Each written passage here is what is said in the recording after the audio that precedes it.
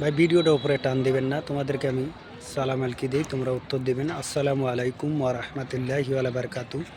ভাই তোমাদেরকে আমি একটা ভালো ইম্পর্টেন্ট কথা বলবো, দিনের কথা। আর এই ভিডিওটা বেশি বেশি লাইক কমেন্ট শেয়ার করবেন ইনশাআল্লাহ।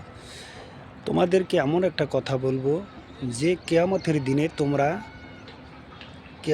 দিনে এবং হাসরের মাঠে, কেয়ামতের মাঠ থেকে তোমরা রেহাই পাবেন এবং কবরের আযাব থেকে বাঁচতে পারবেন এবং জান্নাতি ঘোষণা করে দেবে আল্লাহ। তাহলে এত ফজিলত, এমন একটা ইম্পর্টেন্ট তোমাদেরকে কথা বলবো যে সূরাটার নাম হলো সূরা মুলক। যে সূরা মুলকের 30টা আয়াত আছে। এই 30টা আয়াত যদি তোমরা তেলাওয়াত করেন প্রতিদিন শোয়ার সময়, তাহলে তোমাদের আল্লাহ চারটা কাজ থেকে তোমাদেরকে বাঁচাবে। এক নম্বর হলো তোমাদের কবরের আযাব থেকে তোমরা বাঁচতে পারবেন। আর কবরের আযাব হলো সবচেয়ে পৃথিবীর মধ্যে ভয়ঙ্কর। যেমন ঈসা আলাইসাল্লাম নূহ আলাইসাল্লামের ছেলেকে 4000 বছর পরে কবর থেকে জিন্দা করেছে। সে কবর থেকে জিন্দা হওয়ার আগে এত ভয়ঙ্কর হয়ে গেছে, তার পুরা শরীরে ভয়ে আতঙ্ক হয়ে গেছে। আর পুরা ভয়েতে তাদের সমস্ত দাড়ি চুল পেকে গেছে।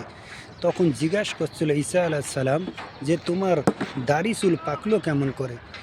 ওই জামানায় তো কোনো মানুষের দাড়ি চুল পাকে নাই। 1000 বছর, 900 বছর, 1200 বছর, এমন 1500 বছর, 2000 বছর মানুষ ছিল, তবু তারও কোনো দাড়ি চুল পাকে নাই। তাহলে তোমার কেন পাকলো? তখন বলল, আমি যখনই তুমি আমাদেরকে কবরে ডাক দিচ্ছিল, আমি জানি মনে হয় যে কিয়ামত এসে গেছে, আর কিয়ামতের বিচারের ভয়ে আমি আতঙ্ক হয়ে গেছি আর আমার দাড়ি চুল পেকে গেছে।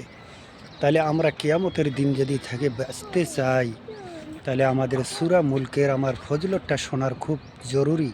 এই জন্য তোমাদেরকে বলতেছি সূরা মুলকের ফজিলতটা তোমরা শুনে যান। 4টা ফজিলত। 1 নম্বর হলো কবরের আযাব থেকে আল্লাহ তোমাদেরকে বাঁচাবে যারা সূরা মুলক সন্ধ্যাবেলা শোয়ার সময় তেলাওয়াত করবে। আর 2 নম্বর হলো যদি সূরা মুলক প্রতিদিন সন্ধ্যাবেলা কেউ তেলাওয়াত করে শোয়, তাহলে তার সারা রাত রহমত তারা পেয়ে যাবে। 3 নম্বর হলো কিয়ামতের দিন আল্লাহর সঙ্গে ঝগড়া করবে, তর্ক করবে যে এই বান্দাকে তুমি যদি জাহান্নামে দাও তাহলে আয়াত আমার কান্তে তুলে নাও। তাহলে আয়াত তো আল্লাহ তুলবে না, তখন তাদের জন্যে জান্নাতি ঘোষণা যতক্ষণ না দেবে ততক্ষণ আল্লাহর সঙ্গে তর্ক করতে থাকবে। তখন আল্লাহ বলবে এই বান্দাকে আমি জান্নাতি ঘোষণা করে দিলাম।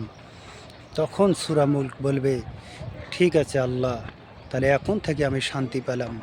কেননা যদি সূরা মুলকের এত ফজিলত হয়ে থাকে, 30টা আয়াত আমরা মুখস্থ করার চেষ্টা করব। যদি মুখস্থ করতে না পারি, বাংলা দিয়ে আমরা পড়ার চেষ্টা করব। প্রতিদিন বাংলা দিয়ে পড়ব, হাইয়েস্ট 2 থেকে 3 মিনিট লাগবে।